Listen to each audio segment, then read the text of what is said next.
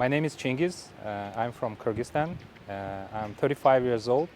Actually, the first trip was in Xi'an. I came with my father.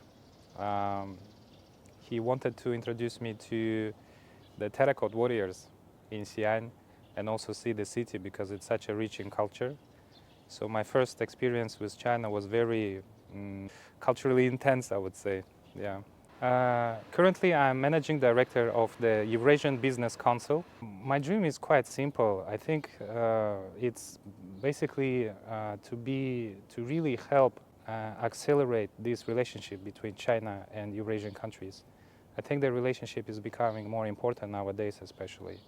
So if I can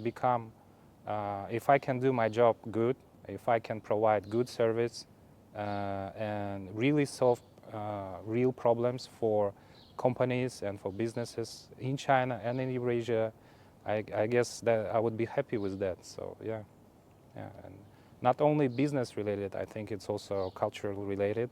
I want to promote the culture.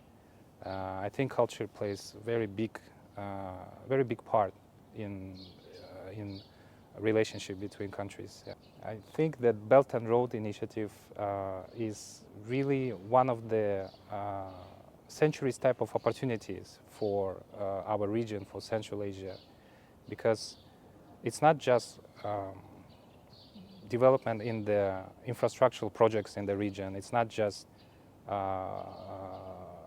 pretty much focusing on certain part of economic development. I think it's way broader than that. I think it really influenced a lot of parts, creating like educational, cultural, the life of the people in the region. And you can clearly see it already over the 10 years, what has been done actually for these 10 years. And I think the initiative will keep growing, will keep developing even more. And we're expecting to see very fruitful results of this initiative. Personally, I've been involved with several projects related to Belt and Road. I've been involved in starting from the construction projects, energy projects, renewable energy projects. I've been involved with agricultural projects, all related to Belt and Road, also financial services. I would say personally, of course it benefits not just personal-wise, but the countries. There is no family that hasn't touched by the Belt and Road Initiative, in my opinion, in Central Asia, because all the roads, for example, in the country, many of the roads has been constructed by this initiative, right? Many infrastructural projects related to energy, related to agriculture, related to certain resources, commodities, all related to Belt and Road Initiative. So, for example, the house that I live back home, the road hasn't been constructed for, I don't know, since I was a kid, right? And the last time I went back home, they just finished the road in my house, and it was all because of the Belt and Road Initiative. Yeah, so those type of examples, I think there are numerous examples like that.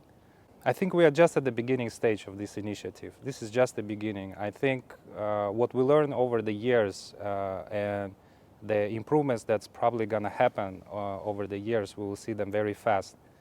Definitely, I want more focus on apart from the economical development, I want to have more focus on the cultural side as well. Because I think that culture and economic development should develop hand in hand. That's one thing.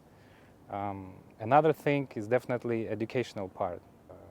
I would say already a lot of students from my country, for example, a lot of them, they are thinking to study in China now.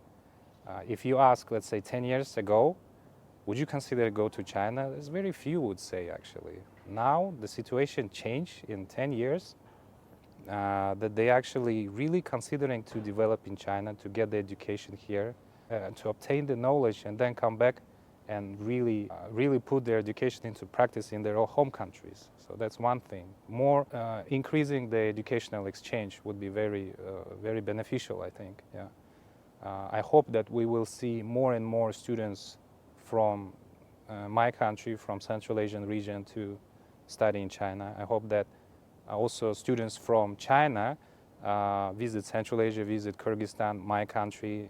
I think this should be very bilateral development between two countries. Some of the countries in Central Asia already have a visa-free with China, which is, in my opinion, is very big step, very big step. I want actually students from Central Asia to have ability, at least practice or have ability to gain some job experience in top Chinese companies related to technology, related to industrial or many other fields, and then implement those knowledges back in their home countries. I think that would be very beneficial. How do I see the future, or is the creation of, let's say, special zones, right?